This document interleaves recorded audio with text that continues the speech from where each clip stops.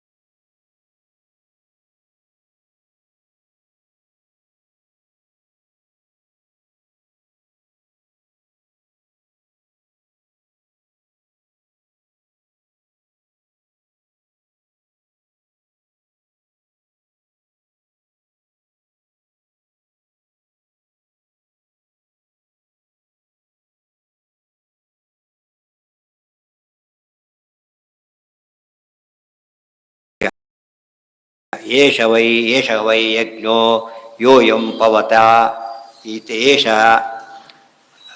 ಹಿಂದಿದೆಯೇನು ಸ್ವಲ್ಪ ಅದೇನಾ ಅದೇ ಯದೈವ ಯಸ್ಮಿನ್ನಿದಂ ಸರ್ವಂ ಪುನಾತಿ ತಸ್ಮಾದೇವ ಏಷ ಯಜ್ಞಃ ತಸ್ಯ ಬಲಶ್ಚ ವಾಕ್ಯ ವರ್ತನೆ ಇತಿ ಅಂತ ಹೇಳಿದ್ರು. ಇದಕ್ಕೆಲ್ಲ ಆಚಾರ್ಯ ಭಾಷ್ಯ ಹೇಳ್ತಾರೆ. ಯಜ್ಞಾಭಿಮಾನಿ ಯಜ್ಞಾಖ್ಯೋ ವಾಯುರ್ಯಜ್ಞೇ ಪ್ರತಿಷ್ಠಿತ. ವಾಯುದೇವರಿಗೂ ಯಜ್ಞ ಅಂತ ಹೆಸರಿದೆ. ವೆರಿ ಇಂಪಾರ್ಟೆಂಟ್ ಇದು. ವಾಯುದೇವರಿಗೂ ಏನಂತ ಹೆಸರಿದೆ? ಯಜ್ಞ ಅಂತ ಹೆಸರಿದೆ. ಯಜ್ಞಾಭಿಮಾನಿಯಾಗಿ ಯಜ್ಞ ಅವರು, ಯಜ್ಞ ಪ್ರತಿಪಾದ್ಯನಾಗಿ ಯಜ್ಞ ಪರಮಾತ್ಮ. ಅರ್ಥ ಆಯ್ತಾ? ಮನೆಗೆ ಟೆನೆಂಟಾಗಿ ಇರೋದು ವಾಸ ಮಾಡೋದು ಬೇರೆ, ಓನರ್ ಆಗಿರೋದು ವಾಸ ಮಾಡೋದು ಬೇರೆ ಅಂತ ಅರ್ಥ. ಅದೇ ಅಲ್ಲಿಂದ ನಿನ್ನ ಕುರಿತು ಅಲ್ಲೇ ಇಟ್ಕೊಂಡಿರೋದು. ಇದೆಲ್ಲ ಓದಿಲ್ಲ ನಾವು, ಯಾವುದನ್ನು ಟಿಪ್ಪಣಿ ಅವೆಲ್ಲ ಓದ್ತಾ ಇಲ್ಲ. ಗೊತ್ತಾಯ್ತಾ? ಮುಖ್ಯವಾಗಿ ಓದ್ತಿರೋದು ಭಾಷ್ಯ. ಪ್ರಸಂಗ ಬಂದಷ್ಟೇ ಉಪನಿಷತ್ತು.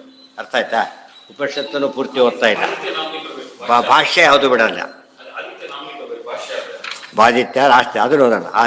ಇದನ್ನು ಬಿಟ್ಟಿದ್ದೆಲ್ಲ ಹೇಳಕ್ಕೆ ಹೋಗಬೇಡಿ. ಅದು ಬಿಟ್ಕೊಂಡು ಮುಗಿಯೋದೇ ಇಲ್ಲ. ಒಂದೊಂದೇ 10 ವರ್ಷ ಆಗುತ್ತೆ. ಅದು ಮುಗಿದಿದೆ. ಹಿಂದೊಂದು ಸತಿ ಹೇಳಿ ಮುಗಿದಿದೆ, ಮರ್ತೋಗಿದ್ದು ಮರ್ತೋಗುತ್ತೆ. ಆದ್ದರಿಂದ ಬಿಟ್ಬಿಟ್ರೆ ಆಯ್ತಲ್ಲ. ಎಲ್ಲಿದೆ ಆದಿತ್ಯ ಸಂಸ್ಥಾ? ನಿನ್ನೆ ಆಯ್ತಲ್ಲ ಆದಿತ್ಯ ಸಂಸ್ಥಾ. ಅದೆಲ್ಲ ಆಗಿದೆ ಈಗಾಗಲೇ.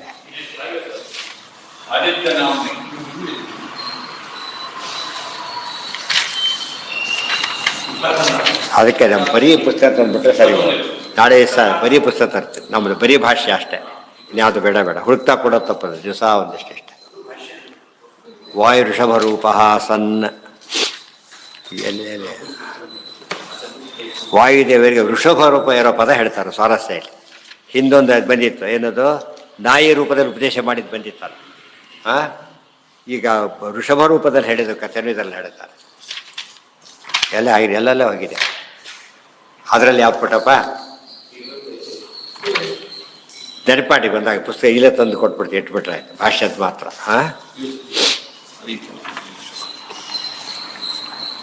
ಆದಿತ್ಯ ನಾಮನಿ ಉಪಮಂತ್ರಯತಿ ಓಂಕಾರೋ. ಇನ್ನಾಗಿತ್ತಲ್ಲ ಇದು.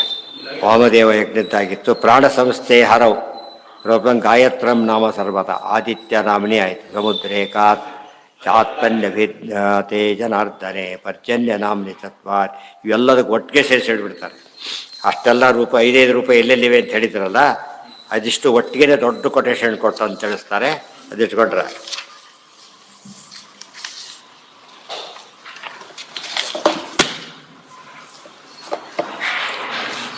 ಇಲ್ಲಿದೆ.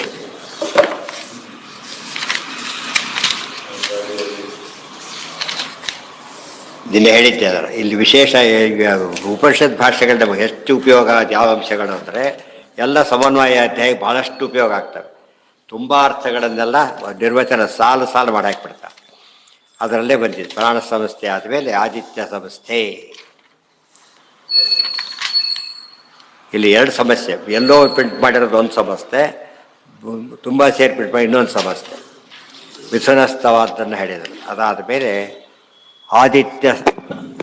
ಆದಿತ್ಯ ನಾಮನಿ ಪಂಚಾಶ್ಯ ಎಲ್ಲಾಯ್ತದ ಪಂಚಾತ್ಮನ್ಯ ವಿದ್ಯಾತೆ. ಮತ್ತು ಸೂರ್ಯನಲ್ಲಿ 5 ರೂಪದಲ್ಲಿದ್ದಾನೆ. ಪ್ರತಿಯೊಂದು ಕಡೆ ಪರ್ಜನ್ಯ ನಾಮನಿ, ಮತ್ತು ಋತ್ವಾಖ್ಯೆ, ಲೋಕಾಖ್ಯೆ, ಆಮೇಲೆ ಪಶುಸಂಜ್ಞಕೆ, ಅಂಗಾಖ್ಯೆ, ದೇವತಾಖ್ಯೆ ಚ ಸರ್ವಾಖ್ಯೆ ಚ ಪ್ರತಿಷ್ಠಿತಂ ಬೃಹದಾದ್ಯಂ ಚ ಯೋ ವೇದ ಉಚ್ಯತೆ ನಾತ್ರ ಸಂಶಯ.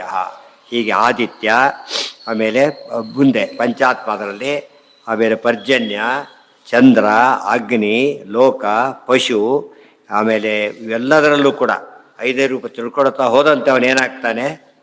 ದೊಡ್ಡ ಪ್ರಮಾಣದ ಗುರಿಯನ್ನು ಸಾಧಿಸ್ತಾನೆ. ಯೋ ವೇದ ಮುಚ್ಯತೆ ನಾತ್ರ. ಇವೆಲ್ಲ ಮುಕ್ತಿಗೆ ಸಾಧನವಾದಂಥ ವಿದ್ಯೆಗಳು. ಉಪಾಸನೆ ಮತ್ತು ಪರಿಜ್ಞಾನ 2. ಪರಿಜ್ಞಾನವೇ ಸಾಕು. ಅದು ದೃಷ್ಟಾಂತ ತಂತ್ರಸಾರ ಹೇಳಿದರು.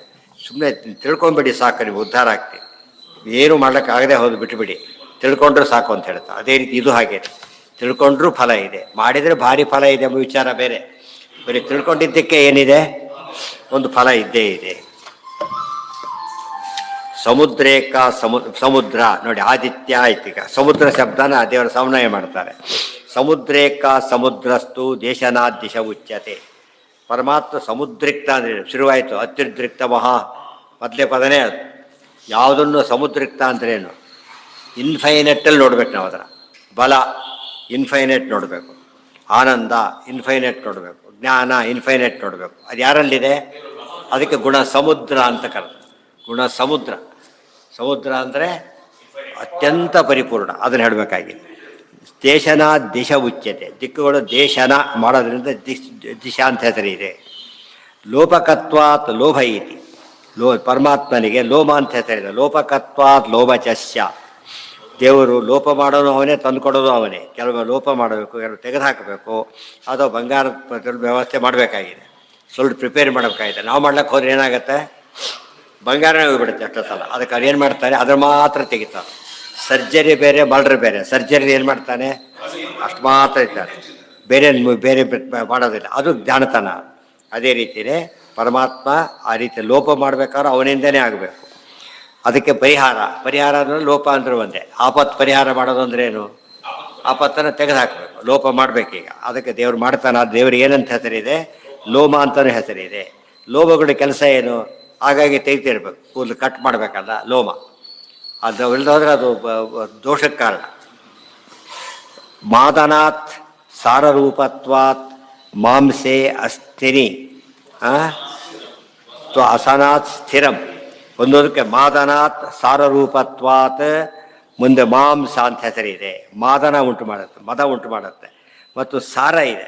ಹಣ್ಣಿನಲ್ಲಿ ಹೇಗೆ ತಿರುಳಿನಲ್ಲಿ ಸಾರ ಇರುತ್ತಾ ಹಾಗೆ ಪ್ರಾಣಿಗಳ ಮಾಂಸ ಏನದು, ಅದರ ಸಾರ. ಆದ್ದರಿಂದ ಮಾಂಸಾಹಾರಿಗಳಿಗೆ ಬಹಳ ಸಾರವತ್ತಾದ ಫುಡ್ ಅದು. ವಾಸನಾತ್ ಸ್ಥಿರಂ, ಅಸ್ಥಿ ವಾಸನಾ ಸ್ಥಿರಂ. ಅಸ್ಥಿ ಅಸ್ಥಿಗಳಲ್ಲಿ ಸ್ಥಿರ ಕಾಲ ಇರೋದರಿಂದ ಅಸ್ಥಿ ಅಂತ ಕರೀತಾರೆ. ಅದಕ್ಕೆ ಮೂಳೆ ಬಂದ ರೋಗ ಅಂದರೆ ಸುಲಭ ಅಂತಲ್ಲ ಅದು. ಯಾಕೆ, ಅಸ್ಥಿಗತ ಪಾಪ, ಅಸ್ಥಿಗತ ಪಾಪ, ಮಾಂಸಗತ ಪಾಪ ಅಂತ ಕರೆಯೋದಿಲ್ಲ. ಅದು ರಕ್ತಗತ. ಡಯಾಬಿಟಿಸಲ್ಲಿ ಎಲ್ಲಿ ಹುಡುಕ್ತಾರೆ, ರಕ್ತಗತದಲ್ಲಿ ಹುಡುಕೋದಿಲ್ಲ, ಆ ಥರ ಹುಡುಕೋದ್ರಿಂದ ಮದಸ್ಯ ಜನನಾತ್ ಮಜ್ಜ, ಮದ ಉಂಟು ಮಾಡೋದಕ್ಕೆ ಇವೆಲ್ಲ ಯಾತಕ್ಕೆ ಸಮನ್ವಯ ಅಂದರೆ ನೋಡೋದಕ್ಕೆ ದೇವ್ರ ಹೆಸರಾಗೋ ಚಾನ್ಸೇ ಇಲ್ಲ ಇವೆಲ್ಲ ಕೂಡ. ಲೋಪ ಅಂದ್ರೆ ದೇವರು, ಆಮೇಲೆ ಸಮುದ್ರ ಅಂದ್ರೆ ದೇವರು, ದಿಕ್ಕು ಅಂದ್ರೆ ದೇವರು, ಆಮೇಲೆ ಅಸ್ಥಿ ಅಂದ್ರೆ ದೇವರು, ಮಜ್ಜ ಅಂದ್ರೆ ದೇವರು, ಅಂಗ ಅಂದ್ರೆ ದೇವರು. ಇವು ಸಮನ್ವಯಾಧ್ಯಾಯ ಇದಕ್ಕಿಂತ ಬೇಕೇನು, ಪರಿಪೂರ್ಣ ಸಮನ್ವಯಾಧ್ಯಾಯ. ಅದಿಷ್ಟು ಸೂತ್ರ ಭಾಷೆಗಳು ಇಷ್ಟು ಏನಾಯ್ತು ಈಗ, ಸೂತ್ರ ಭಾಷೆ. ಒಂದು ಪ್ರಶ್ನೆ ಬರುತ್ತೆ, ಆಚಾರ್ಯ ಬದರಿಗೆ ಹೋದ ಕಾಲಕ್ಕೆ ಏನು ಮಾಡಿದರು, ವೇದವ್ಯಾಸರು ಹೇಳಿದರು, ಕುರು ಸೂತ್ರ ಭಾಷ್ಯ ವಿಲಂಬಿತಂ ವ್ರಜೆ, ಸೂತ್ರಕ್ಕೆ ಭಾಷ್ಯ ಬರೀರಿ ಅಂತ ಹೇಳಿದರು.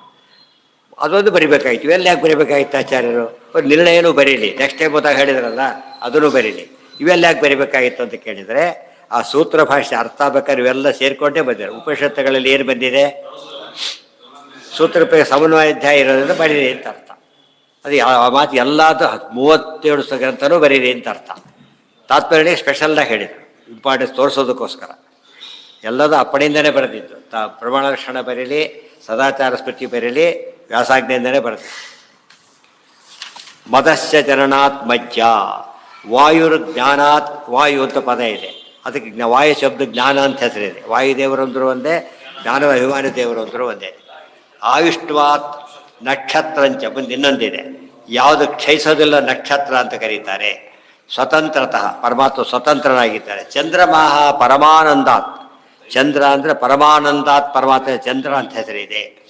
ಆಮೇಲೆ ತ್ರೈವಿದ್ಯೋ ಜ್ಞಾನರೂಪತಃ, ತ್ರೈವಿದ್ಯ ಗೀತೆಯಲ್ಲಿ ಬರೋ ತ್ರೈವಿದ್ಯರು ಬೇರೆ, ಇಲ್ಲಿ ತ್ರೈವಿದ್ಯ ಅಂತ ದೇವರಿಗೆ ಹೆಸರು, ಜ್ಞಾನ ರೂಪನಾದ್ದರಿಂದ. ವಯಾಂಸಿ ವ್ಯಯನಾಚ್ಚೈವ, ವಯಾಂಸಿ ಅಂದರೆ ಪಕ್ಷಿಗಳು ಅಂತ ಅರ್ಥ. ಪಕ್ಷಿ ವಯೋನಾಯಕ ಅಂತ ಪದ ಬಂದಿದೆ ಎಲ್ಲಿ, ವಯೋನಾಯಕಾದ್ದೇರಿ ಹಾದ್ಯ. ವಯೋನಾಯಕರು ಅಂದರೆ ಯಾರು, ಗರುಡ. ವಯೋನಾಯಕಾದ್ದೇರಿ ಹಾದ್ಯ, ವಯೋನಾಯಕ ಗರುಡ, ಪಕ್ಷಿಗಳ ರಾಜ ಆತ. ಅದಕ್ಕೆ ಪರಮಾನಂದ ವಯಾಂಸಿ ವ್ಯಯನಾಚ್ಚೈವ, ಅವು ಹಾರೋದರಿಂದ ಪಕ್ಷಿಗಳೇ ಹೆಸರಿದೆ. ಆಮೇಲೆ ವೀತಿ ಆಕಾಶ ಸ್ತಥೋಚ್ಯತೆ, ವಿ ಶಬ್ದಕ್ಕೆ ಆಕಾಶ ಅಂತ ಹೆಸರಿದೆ.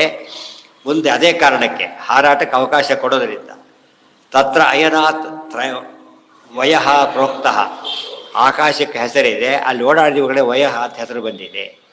ಮರೀಚಿ ಮಿತ ಋಕ್ವತಃ, ಮರೀಚಿ ಮಿತಋಕ್ವತ, ಮಿತವಾದ ಕಾಂತಿಯನ್ನು ತೋರಿಸಕ್ಕೆ ಹೊರಟಾಗ ಮರೀಚಿ ಅಂತ ಕರೀತಾರೆ. ಸರ್ಪ ಸರ್ಪಣ ಹೇತುತ್ವ, ಸರ್ಪಣ ಅಂದರೆ ಮೂಮೆಂಟ್, ಅದಕ್ಕೆ ಕಾರಣವಾಗಿರೋದ್ರೆ ಸರ್ಪ ಅಂತ ದೇವರಿಗೆ ಹೆಸರಿದೆ. ಗಂಧರ್ವೋ ಗೋಧರತ್ವತ, ಗೋವುಗಳನ್ನು ಧರಿಸಿರೋದಕ್ಕೋಸ್ಕರ ಗೋ ಅಂದರೆ ಭೂಮಿನೂ ಆಗುತ್ತೆ. ಗಂಧರ್ವ ಅಂತ ದೇವರಿಗೆ ಹೆಸರಿದೆ. ಅಲ್ಲ ಹೆಸರು ಚೇಂಜ್ ಆಗಿ ಗೋ ಎಲ್ಲಿ ಗಾಂಗ್ ಮೇಲೆ ಬಂತು ಅಂದರೆ ಅದಕ್ಕೆ ನಿರುಕ್ತಿ ಅಂತ ಕರೀತಾರೆ. 6 ಬದಲಾವಣೆ ಮಾಡಿಕೊಂಡು ಶಬ್ದ ಒಂದು ರೂಪ ತಗೊಳ್ಳೋದು. ಪಿತಾ ಸ ಸೃಷ್ಟಿಹೇತುತ್ವಾತ್ ಸರ್ವಂ ಪೂರ್ಣಗುಣತ್ವತಃ, ದೇವರಿಗೆ ಪಿತಾ ಅಂತ ಹೇಳ್ತಾರೆ ಎಲ್ಲ ಸೃಷ್ಟಿ ಮಾಡೋದರಿಂದ. ಹರಿರೇವ ಜಗತ್ ಪಿತೃ ಮಾತೃ ಗತಿ, ಇದಕ್ಕೆ ಅರ್ಥ ಇದೆ. ಪಿತಾಸ ಸರ್ವಂ ಪೂರ್ಣ ಪರಮಾತ್ಮ ಸರ್ವ ಅಂತ ಕರೀತಾರೆ. ಅದಕ್ಕೆ ಪೂರ್ಣಗುಣತ್ವತ ವಾಸುದೇವ ಸರ್ವಂ ಅಂದರೆ ಪೂರ್ಣಗುಣವನೊಬ್ಬನೇ. ವಿಷ್ಣು ಸಹಸ್ರನಾಮ ಭಗವದ್ಗೀತೆ ಎಲ್ಲ ಬಂತು. ಏತೈರ್ನಾಮಭಿರುದ್ದಿಷ್ಟೋ ಭಗವಾನ್ ಪುರುಷ, ಹೀಗೆ ಇಷ್ಟೆಲ್ಲ ಹೆಸರುಗಳಿಂದ ಪರಮಾತ್ಮ ಯಾರು ವಾಚ್ಯರಾಗಿದ್ದಾರೆ? ಪರಮಾತ್ಮನೇ. ಅಲ್ಲಿಗೆ ನಾಳೆ ಮುಂದಿನ ಭಾಗ. ಬಟ್ ಏನಾಯ್ತು, ಈಗ ಸರ್ವಶಬ್ದ ವಾಚ್ಯತ್ವನ ಬರೀ ಹೇಳೋದಲ್ಲ, ಎಷ್ಟೆತ್ತು ಬ್ರಹ್ಮಸೂತ್ರದಲ್ಲಿ ಇಷ್ಟೆಲ್ಲ ಸಮನ್ವಯ ಮಾಡೇ ಇಲ್ಲ, ಇಲ್ಲಿ ಅಷ್ಟೆಲ್ಲ ಮಾಡ್ತಿದ್ದ. ಸೂತ್ರ ಪ್ರಸ್ಥಾನ ಉಪನಿಷತ್ ಪ್ರಸ್ಥಾನ ಓದ್ತಾ ಹೋದರೆ ಸಮನ್ವಯ ಅಧ್ಯಾಯದ ಬಿಡುತ್ತೆ ಗೊತ್ತಾಗುತ್ತೆ ಎಷ್ಟು ವಿಶಾಲವಾದದ್ದು. ಸರ್ವೇಂದ್ರಿಯ ಪ್ರೇರಕೇಣ ಶ್ರೀ ಪ್ರಾಣಪತಿ